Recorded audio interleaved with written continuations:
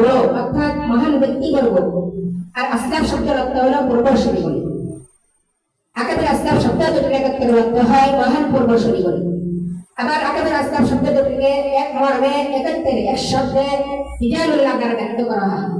আর রিজালুল্লাহ অর্থ হলো আল্লাহর ব্যক্তিবর্গ তথা মহান আল্লাহর দিনের বিশেষ ব্যক্তিবর্গ অর্থাৎ মহান দীর্ঘ মনীষীগণ, যেমন আম্বিয়া কেরাম, সাহাবায়ে কেরাম, উলামায়ে কেরাম।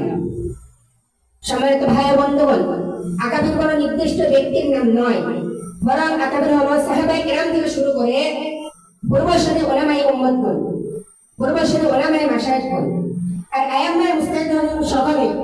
কারণ যাদের অক্লান্ত পরিশ্রম বা মেহনতের বদৌলতে আমরা আজ সহি দিন পেয়েছি, আমাদের কাছে পৌঁছেছে দিন ইসলামের সঠিক বার্তা, দিন ইসলামের প্র্যাকটিক্যাল আমল। কেমন ছিল আমাদের আকাবিরদের জীবনী, তাদের জিন্দেগি কেমন ছিল? আকাবিরদের জীবনী ছিল ত্যাগের, পরিশ্রমের, ইখলাস ও তাকওয়া, আদব ও শিষ্টাচার।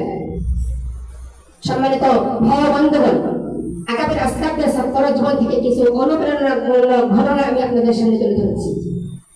যে শাহ ওয়ালিউল্লাহ মুহাদ্দিস নবী রাহিমাহুল্লাহ, তিনি শীত গরমকে উপেক্ষা করে দীর্ঘ কয়েক মাইল পথ হেঁটে মাদ্রাসায় যেতেন।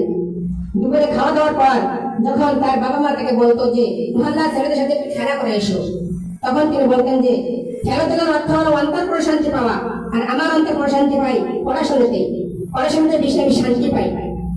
কি ছিল তার মধ্যে এলেমের ভাষা, যে তিনি খেলাধুলার সাথে পড়াশোনাতে বেশি শান্তি পেতেন, খেলাধুলার চেয়ে পড়াশোনাতে বেশি তার অন্তর প্রশান্তি পেত। ইমাম নববী রাহিমাহুল্লাহ তিনি দীর্ঘ 2 বছর বিছানায় পিঠ লাগাননি, বসে বসে একটু ঘুমাতেন, আবার পড়ার মোতালে মগ্ন হতেন, পড়াশোনা মগ্ন হয়ে যেতেন। তাদের মধ্যে কি এলেম পিপাসা ছিল, আর আজ আমাদের মধ্যে এলেমের কি পিপাসা? আমরা কি তাদের মধ্যে পরিশ্রম করতে পারি?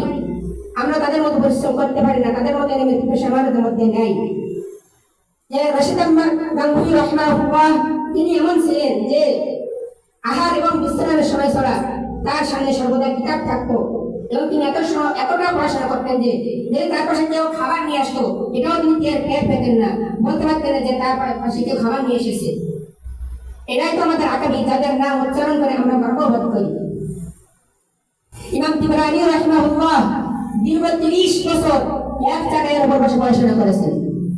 কি ত্যাগ করেছেন এলমের জন্য, কত কি ত্যাগ করেছেন, কত পরিশ্রম করেছেন।